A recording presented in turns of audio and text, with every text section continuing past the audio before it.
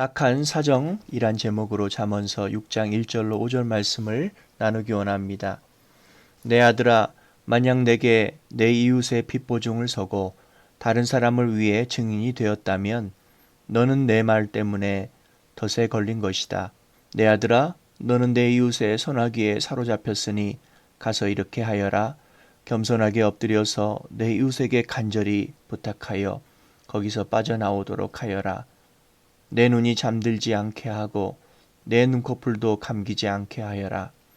노루가 사냥꾼의 손에 벗어나듯 새가 그물 치는 자의 손에서 벗어나듯 빠져나와라. 아멘.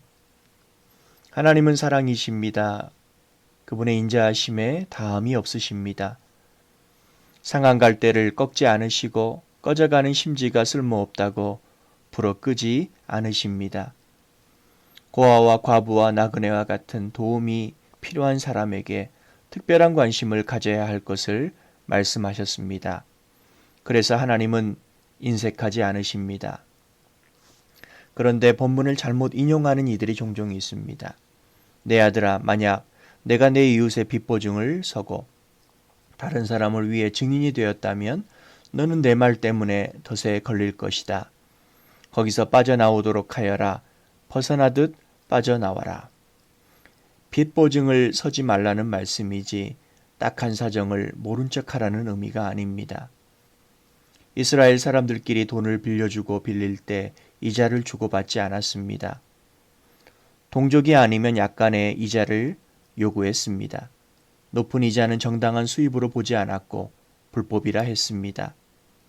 딱한 사정을 겪는 동족이 요청할 경우 이자 없이 돈을 빌려주어 그와 그의 집이 일어서도록 도왔던 것입니다.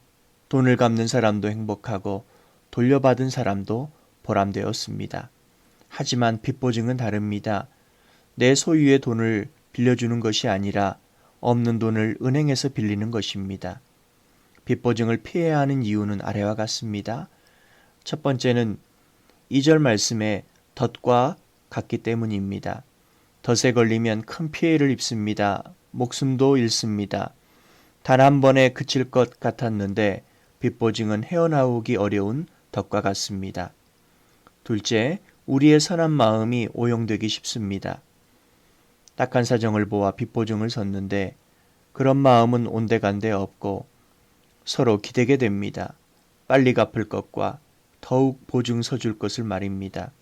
내 아들아, 너는 내 이웃의 손아귀에 사로잡혔으니 큰 불안과 희생을 감내한 보증자는 어느새 인내심이 부족한 사람, 관대하지 못한 사람, 인정머리 없는 사람이 되어 있을 수 있습니다. 사람이기 때문에 그렇습니다. 자신의 입장이 난처해지면 오해하고 서운해지는 것이 인정입니다. 결국 처은 마음은 사라지고 쓴 마음이 남고 사람까지 잃게 됩니다. 그 고통은 노루가 사냥꾼의 손에 잡히고 새가 그물에 갇힌 것과 같습니다. 세 번째로 겸손과 간절함으로 빚보증인의 자리를 떠나야 합니다. 자유를 위해서 스스로 구원하라고 3절과 5절 하반절로 말씀합니다. 올무와 덫은 할 수만 있으면 피해야 합니다. 걸렸다면 몸을 낮추고 사정에서라도 벗어나야 합니다. 딱한 사정을 들을 때에 우리의 가슴이 먼저 말을 합니다. 그러나 덫과 올무에 걸려 돈과 사람을 잃지 않도록 스스로를 지키기 바랍니다. 하나님의 인자하심과 함께 지혜로우심도 배우기 원합니다.